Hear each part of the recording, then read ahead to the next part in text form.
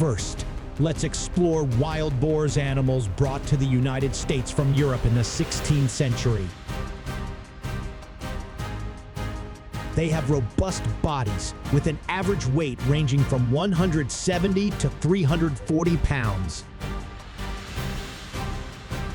Wild boars possess long, pointed snouts and two sharp tusks, which are formidable weapons for hunting and self-defense.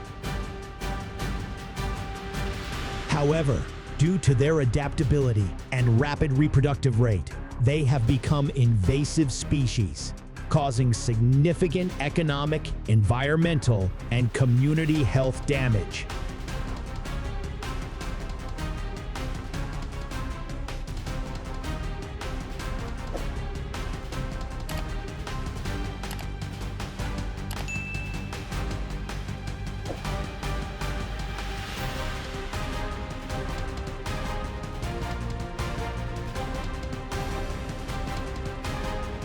The negative impact of wild boars in the United States is significant. Estimates show that they cause up to $2.5 billion in economic damage annually to agriculture, forestry, and property. They damage crops, destroy forests, and dig up land. Additionally, they have the potential to spread diseases to livestock and even attack humans. Leave a number 1 in the comments below if you think these wild boars deserve to be dealt with.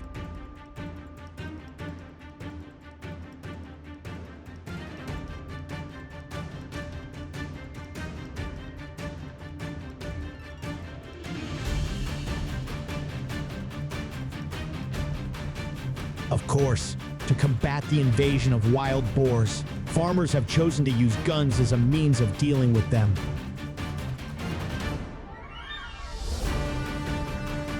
This is completely legal in the United States, approved by the government, and even encouraged for farmers to participate in this exciting hunting journey.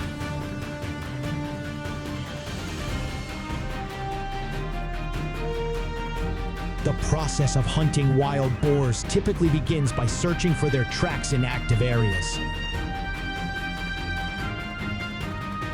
The hunter will then continue to track them, requiring caution and skill to approach without alarming or detecting them. Before taking a shot, the hunter will prepare their gun, ensuring it is ready to operate. When close enough, they will choose the optimal position to shoot, where they can ensure causing lethal damage quickly and effectively.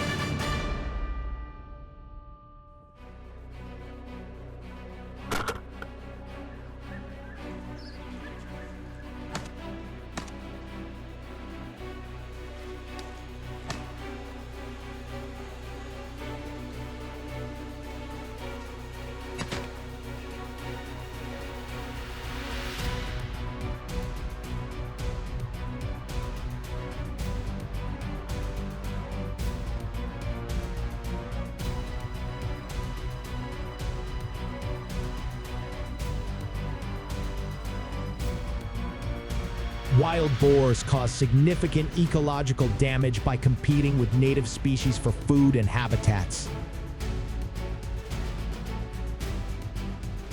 Their food-stealing behavior not only intensifies competition among native animals, but also leads to soil erosion, water pollution, and the spread of diseases.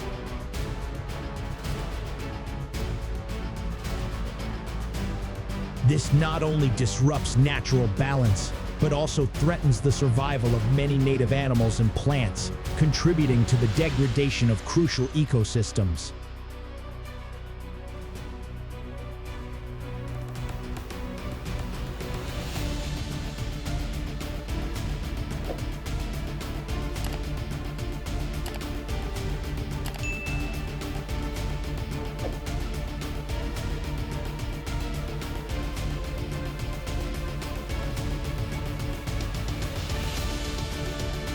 Do you know why wild boars prefer living in herds?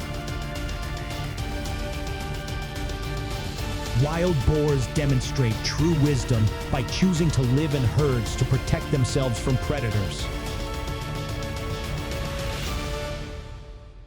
Living in herds helps them enhance their ability to recognize danger and potential threats. Moreover, living in herds enables wild boars to cover a larger area to search for food, ensuring they always have enough sustenance to survive, especially during harsh periods like winter when food becomes scarce.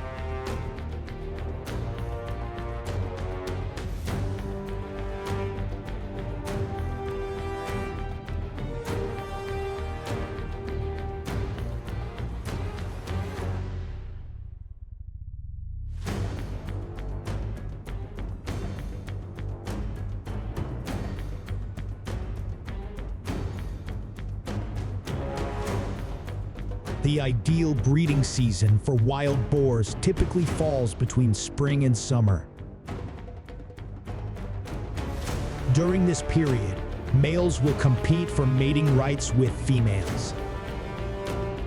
After successful mating, the gestation period of wild boars usually lasts from 3 to 4 months.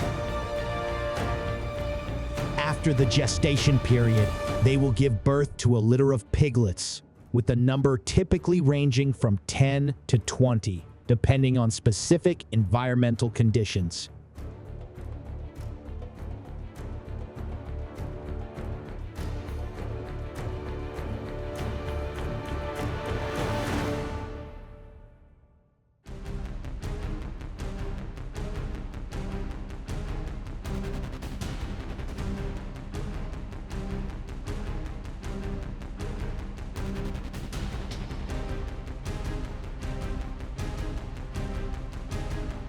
Nighttime is considered the ideal time for wild boars.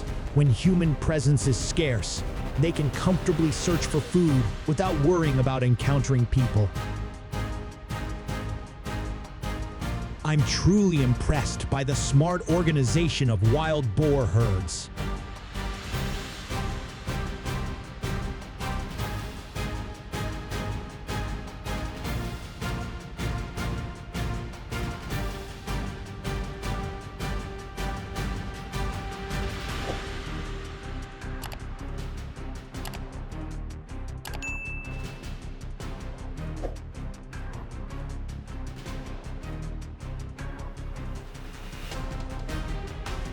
They often roam through vegetable fields, damaging planted crops and causing loss of productivity. The number of vegetable samples destroyed may vary depending on the size of the wild boar herd and their level of activity in the specific area.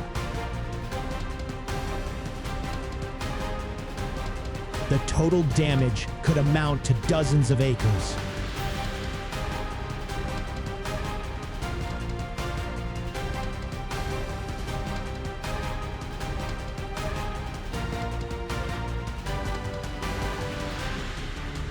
In addition, wild boars also love food from crop fields.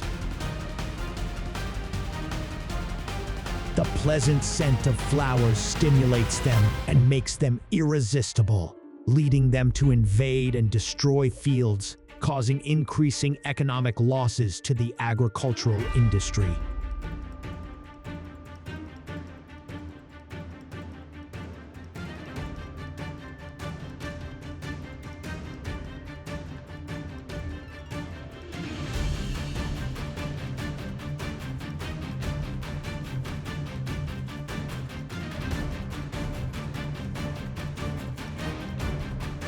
The hunting season can last throughout the year or only be open during certain months. But in the United States, wild boar hunting season typically occurs mainly in the fall and winter.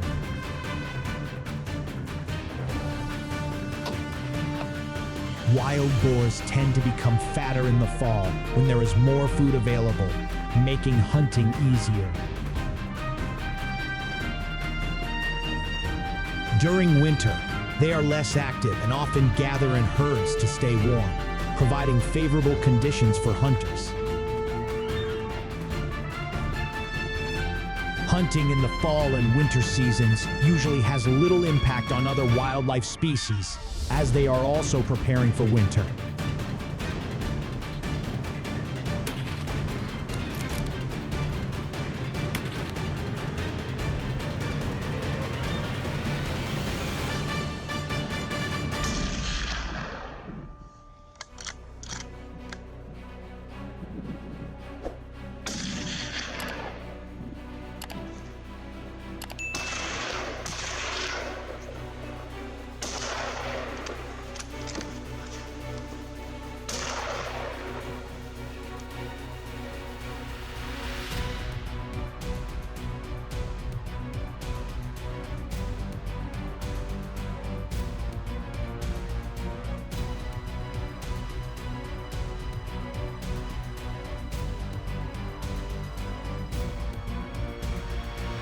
In some states, night hunting of wild boars is allowed to control the population more effectively.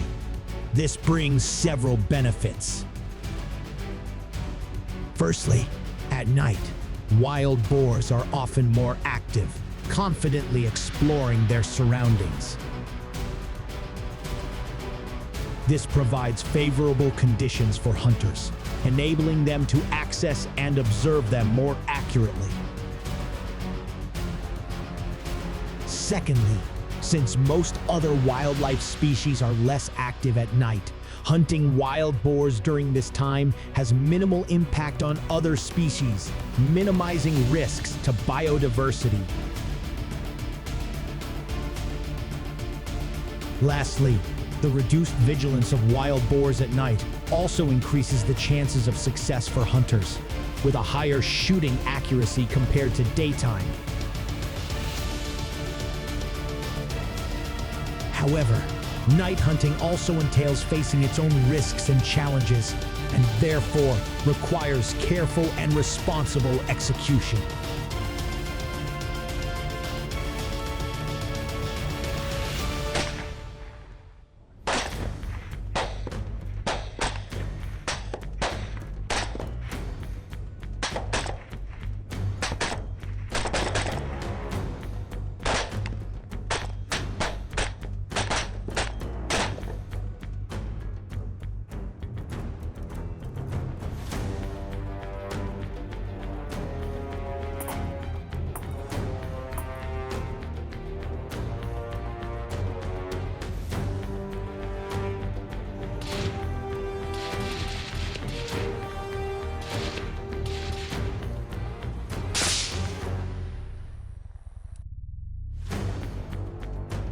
After the pursuit hunts, the number of dead wild boars can reach up to dozens.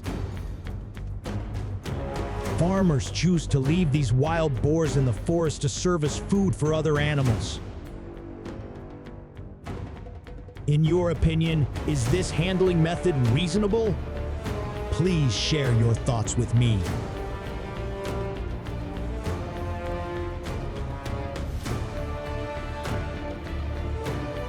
One of the species facing the risk of extinction is the soft-shell turtle, a freshwater turtle species threatened by various factors such as disease, habitat loss, and most importantly, being harvested for consumption.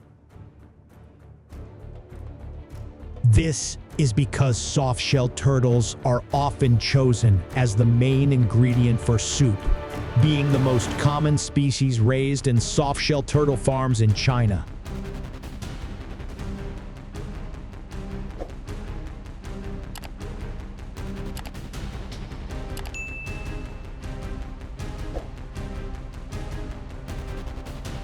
You may not know that this soft-shell turtle species account for over 97% of the total recorded sales, with numerous farms in China raising them. Data from 684 turtle farms show that approximately 300 million soft-shell turtles are sold each year, with a total weight of about 93,000 tons. Considering wholesale prices, the estimate is at least 750 million. Another statistic from China in 2008 showed an annual production of soft-shell turtles reaching 204,000 tons, with just under half from 1499 registered turtle farms in China, indicating the actual figure could be doubled. Drop a number 1 in the comments if you find these soft-shell turtles adorable.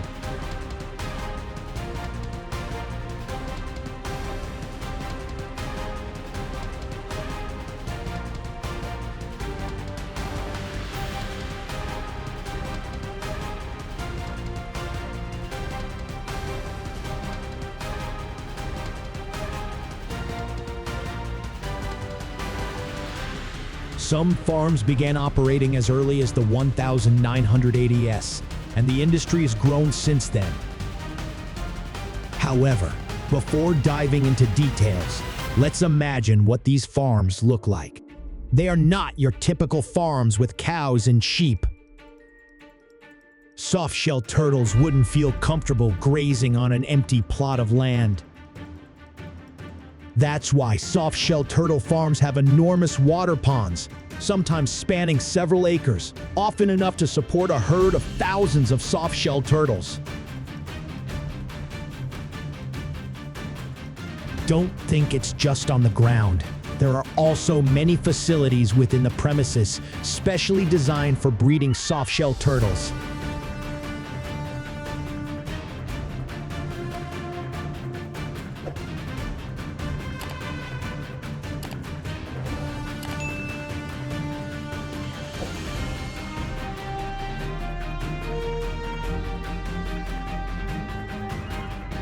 In the early 2000s, a group of scientists, not from China, was allowed to visit a relatively recent soft-shell turtle farm. Considering how long soft-shell turtle farming had been around, even after allowing researchers in, the farm owner still refused to disclose the number of soft-shell turtles kept on the farm. The reason was that he had previously been a victim of soft-shell turtle theft and seemed reluctant to attract any potential thieves. Despite some persuasion, he did provide a figure, but on the condition that it would not be made public in China. You can understand that he has a lot of money in this industry, so people are willing to do anything, even face the crimes of those who have stolen soft-shell turtles because they believe that breeding them could bring huge profits.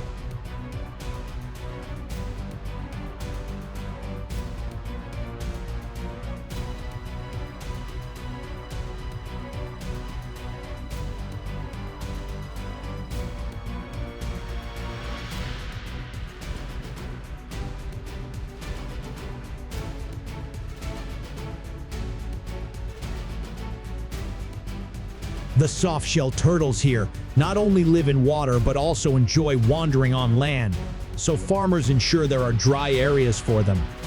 Additionally, greenhouses become crucial as soft-shell turtles cannot thrive in the cold conditions of winter. To address this issue, each greenhouse needs to maintain an air and water temperature from 86 to 89 F. In summary, the overall budget for a small farm can amount to about 130,000 Chinese yuan, equivalent to around 18,572 USD.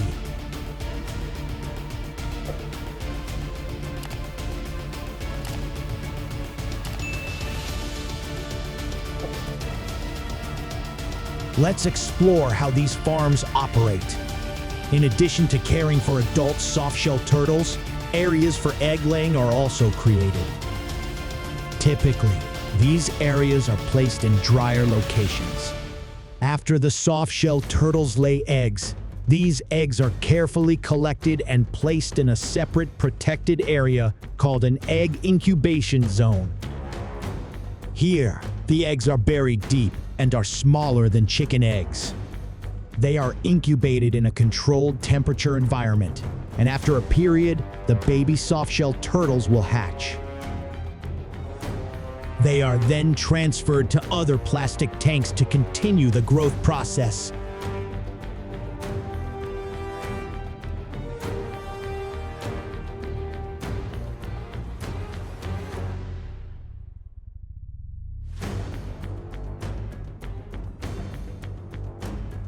One interesting thing is that softshell turtles do not have much exposure to light.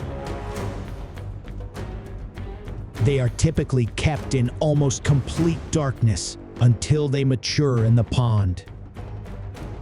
These softshell turtles usually eat a mixture of small shrimp and fish and specially formulated food for softshell turtles.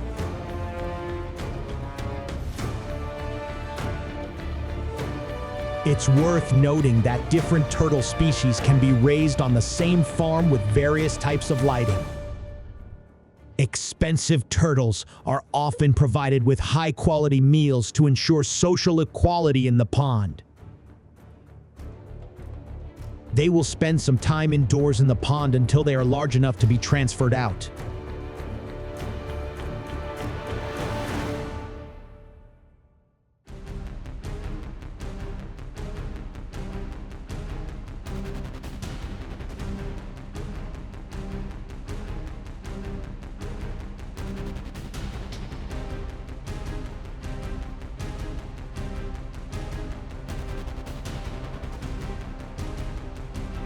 One fact is that softshell turtles are not only raised in China. In fact, Japan has been considered a pioneer in breeding these softshell turtles. The first farms were established in the early 1866s and saw significant development by the late 1990s. Thailand has also become a hotspot for breeding softshell turtles, with approximately 6 million baby softshell turtles hatching each year at farms here. Additionally, softshell turtle farms can also be found in the United States, the Cayman Islands, and even in Europe, such as North Macedonia.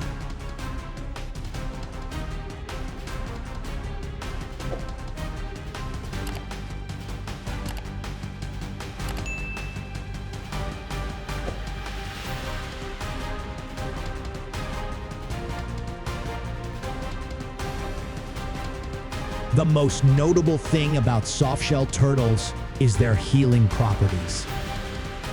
Some believe that products like softshell turtle jelly and supplements known as softshell turtle essence contain ingredients capable of treating various ailments, from arthritis to heart disease and even cancer.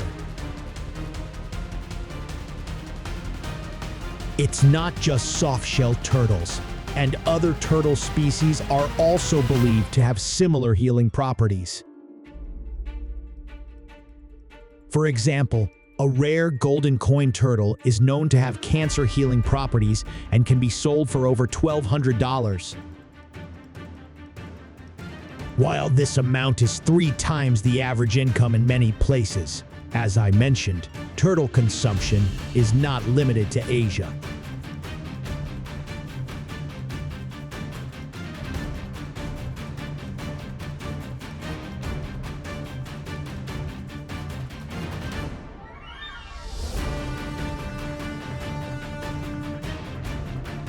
In Europe and the Americas, using softshell turtles as ingredients for soup has been controversial. However, 3 centuries ago, it was a popular dish favored by the aristocracy, especially in England from around the 1720s to the mid-1700s. Despite being considered a symbol of haute cuisine, the allure of softshell turtle soup was heightened when softshell turtles were finally processed and mass-produced. This made them a canned food source, similar to beef. Thus, a dish once reserved for the upper class became widely popular and enjoyed.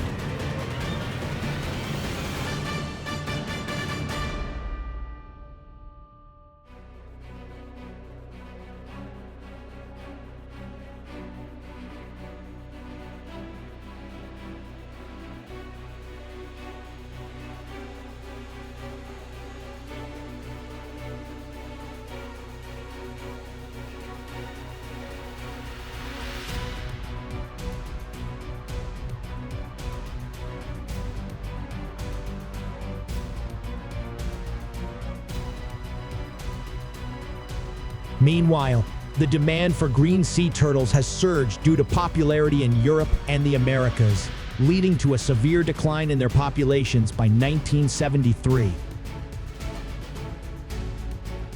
Today, green sea turtles are considered a species at risk of extinction, and any illegal hunting or harm to them is strictly prohibited.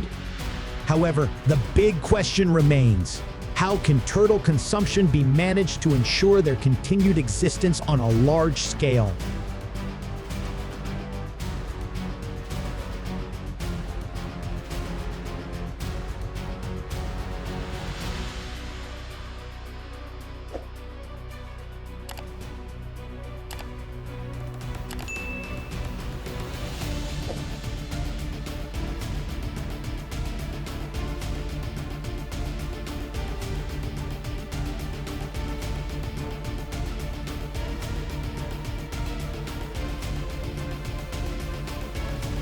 China has come up with a clever solution: breeding turtles to meet local demand.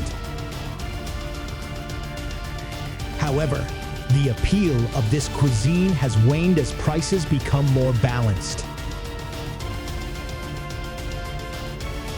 This has led to a decrease in the price of farm turtles, while wild turtles continue to be hunted and sold at high prices. However, experts believe that this is just a lingering habit and will soon change.